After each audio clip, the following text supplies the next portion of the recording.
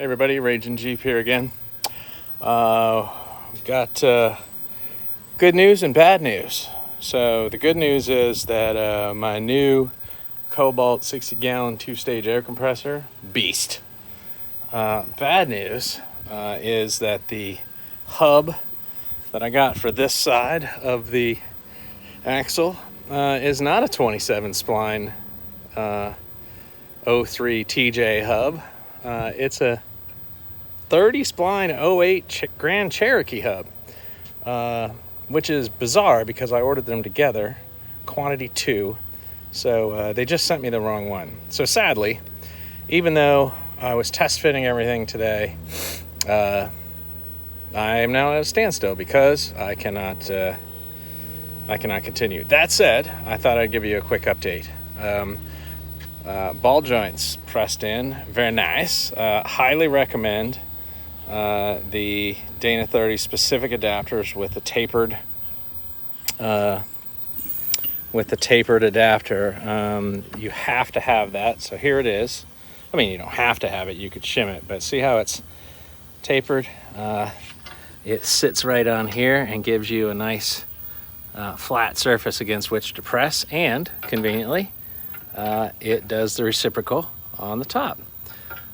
So what took me 2 days, blowtorch, a lot of banging, and several pulled muscles in my chest from wrenching on it so hard to get the old ones out, to my impact gun and my new compressor, these joints pressed in 10 minutes tops. So that's awesome. So these are all ready. Again, just test fitting today. I still don't have my diff. This is the 10 factory axle tube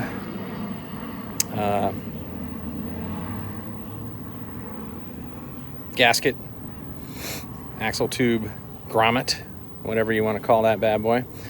These are ribbed, and they literally just bang into place. So going to be hella hard to get them out. But they've got a grease fitting. And so I thought about that, and I put the grease fitting facing to the rear because I figured, one, I'd want to have easy access to it, so I want it facing perpendicular to the ground. But two, I figured rather than have it in the front, if I do hit something, if I'm driving through something, I'd rather have the fitting on the back so it doesn't catch up on things and rip off. Here's a fully assembled side. So the one hub did work. So you'll see here's that fitting, the new 10 factory axle, my original knuckle, powder coat red, new dust shield, new hub. Again, just all kind of sitting in there to make sure everything goes together before I get too far down the road here. So yeah, I'm not gonna lie to you, that kind of looks sexy a little bit. So now I got to put that nasty old caliper on it. I'm gonna take that caliper apart and clean it. So there's that. So anywho,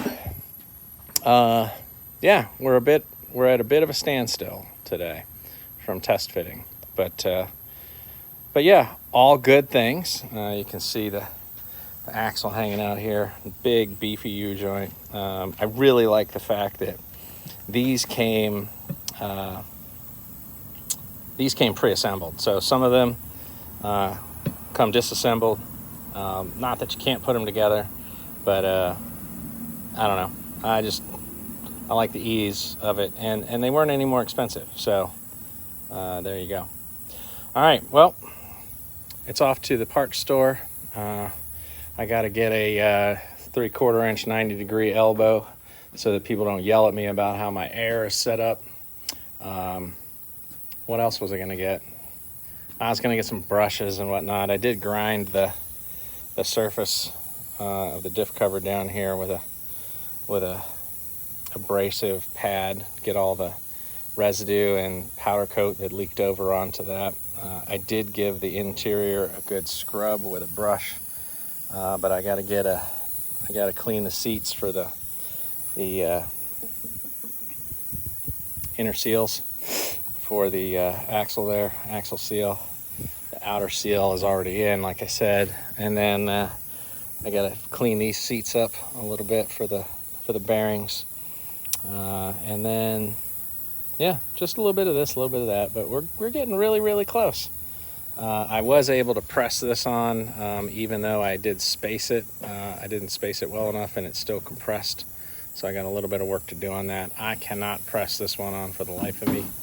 So I gave up, and I'm going to give it another try later, because it's never a good idea to try to do things angry for me. I end up screwing things up more than making them right. So that's all there is for today.